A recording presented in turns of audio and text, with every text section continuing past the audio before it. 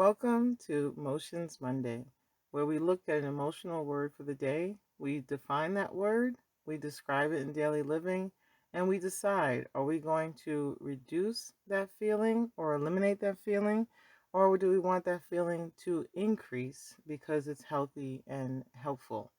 So today's word of the day, emotional word of the day, is going to be awkward. Now, this is a word that I'm sure when I said it, some of you laughed and were like, oh, that's one overused word in the American language. There's too many people using the word awkward, and they shout it out at the most awkward time to just bring attention to an uncomfortable situation. And so the definition of that word is causing difficulty and leading to embarrassment.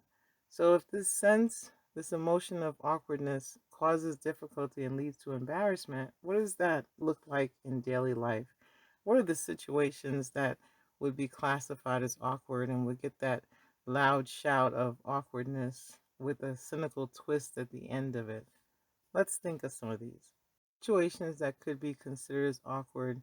Being in the room at a party and not expecting that your ex is going to be there, and your ex walks in with their new significant other.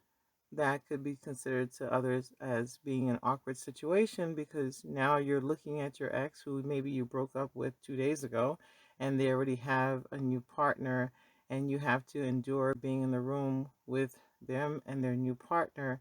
And especially if other people know it, it makes that situation to be a difficult one to be in, an uncomfortable one to be in.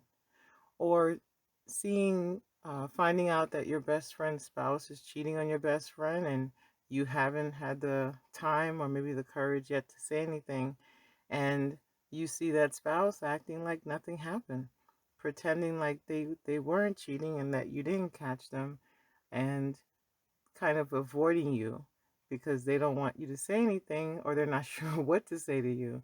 And you're stuck between, do I tell my friend and hurt my friend, or do I go along with the lie and not say anything? That would be a very uncomfortable situation because it's calling into play your loyalties, your moral values, and a lot of other emotions are going to come into play, especially if you had been the person that had been cheated on in a previous relationship, so you know what your best friend feels like, and just feeling that sense of responsibility to do something, but not always knowing what the best thing to do right then and there in that situation, and having to endure that situation until you decide what you're going to do next. Let's look at awkward situations at work. How about if you sent an email complaining about your boss to your boss, and now your boss knows how you really feel, and they may have thought that you were on their side and that everything was well, and then they get a copy of your scathing email about how they are, about their leadership, about what they've decided to do or not do, and now it's out there. You can't you can't hide it. You can't say it was a mistake. I mean, probably was a mistake to send it, but now you have this situation where the person who has the power to make decisions about your evaluation, about your compensation, about awards and opportunities on the job, now knows how you really feel about them, and it puts you in a situation where you have to make a decision.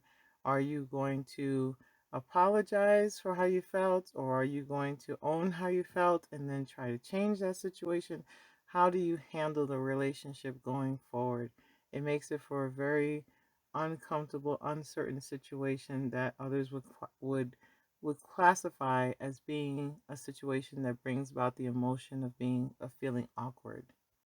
And an example of an awkward situation with your children could be you are working very hard to keep your family business private and keep it just within the house, and then you find out that your little one has gone to school or at church and tells everyone that you're going through a divorce, or tells everyone something else has happened inside your home, that you were working really hard to protect the image of your family and protect the privacy of your family, but your child has now opened up the doors to your home and let out the secrets, and you have to figure out how do you engage with people that you care about, that you respect, and you want them to respect you, when your child has shared a vulnerability that you have, and how do you bounce back from that? How do you keep your information private when it's been made public against your will? Looking at the different awkward situations that you can find yourself in and that uncomfortable emotion that comes with these situations, we have to make a decision. Are we going to decide to reduce or eliminate that feeling of awkwardness or increase it? And I think with this one, we're going to definitely go with reduce and eliminate, because no one wants to feel embarrassed or feel like they're stuck in a difficult situation. You want to move through that difficult situation, and you want to alleviate the difficulty and get to a place of balance and comfort. So, how do we do that? One of the ways to do it is to begin to live in the truth. The truth has come out in all the scenarios that I presented to you, and except the one, of course, with the best friend and the cheating partner. That one, you have to make a decision about revealing further the truth. You've seen the truth, but now it's about revealing further to your best friend about the truth. So the choice of living in the truth does not allow for shame and embarrassment to continue, because once the truth is made known, and once you decide to walk and live in that truth, you can eliminate the feelings of shame and guilt and just process what does that mean now that we're in this new reality. Whether it's the new reality of your friend finding out that their spouse is unfaithful or their partner is unfaithful, or the new reality of your boss knowing exactly how you feel and what are the things that have been bothering you, the new reality of your child, since they had revealed what was going on in the home of people you care about and respect, knowing that you're struggling, that you're dealing with a difficult situation that is part of the human experience. And with that knowledge, owning the mistakes is one way to begin to reduce that feeling of awkwardness. When we own the mistake, we also own the solution. We don't allow other people to make us feel bad or make us continue to feel awkward. We take that power back by just acknowledging what's going on. Because you're owning your mistakes, you can own the solution and the success, and no one else can own it for you. And so it allows you to feel empowered, because awkward situations causes you to feel disempowered. And so what you want to do is do things that are going to cause you to feel empowered. And so owning that situation will allow you to feel empowered. The next step is to forgive, right? Forgive yourself in the situations that you require forgiveness. Maybe forgiving, when it comes to your child sharing something outside the home, forgiving your child to not, so that that sense of awkwardness does not remain. The information has been out there, the truth has been made known. We forgive so that we can begin to change the situation, change the outcome. But if you continue to not forgive, it makes it more difficult to change the situation, and it definitely keeps that feeling of awkwardness alive, because there's tension and there's embarrassment that remains. And once you forgive, we can let go of that tension, let go of that embarrassment as you move forward to make changes or to acknowledge the new reality that you're in as a result of what took place. How awkward we feel depends on what we allow others to make us feel. So, part of reducing and eliminating that feeling of awkwardness is to not allow others to make you feel bad, to look forward to the strength that you are building by being able to stand in that new reality, stand in that situation, and stand confidently in a difficult situation. Because when you know that you're able to stand confidently in a situation where others are looking at you saying, I don't know how he does it. I don't know how she does it.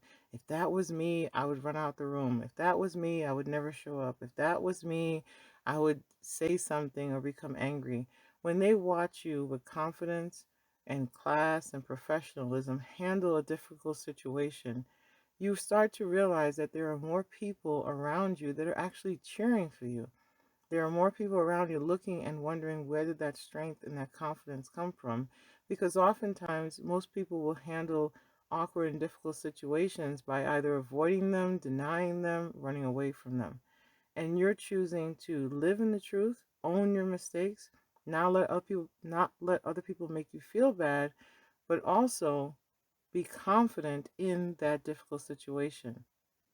That doesn't mean that you have to have all the answers or the right answers or know exactly what to do. But sometimes just showing up and standing strong and being confident is enough, is enough for that time, for that situation, until you problem solve and figure out what to do for the next occurrence, the next situation that you're in. So, in these difficult situations, you might think, I have to have a solution. I have to have the right words to say. I have to know what to do. Sometimes just showing up, standing strong, and not saying anything until you figure out what you want to say and how you want to control the narrative is enough. And also looking and remembering that you have cheerleaders. Not everyone who's aware of the situation is looking at you and hoping that you fail, or looking at you and thinking the worst.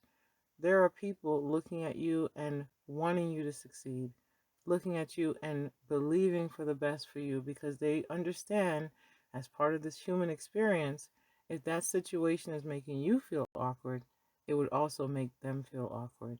And there's compassion and there's empathy available for you while you go through the situation that you're dealing with. Thank you for joining us for another Motions Monday as we looked at the word and the emotion awkward. And we decided no more. No more feeling awkward. We're going to reduce and eliminate this sense of awkwardness for good. Thank you for joining us. I'll see you next Monday.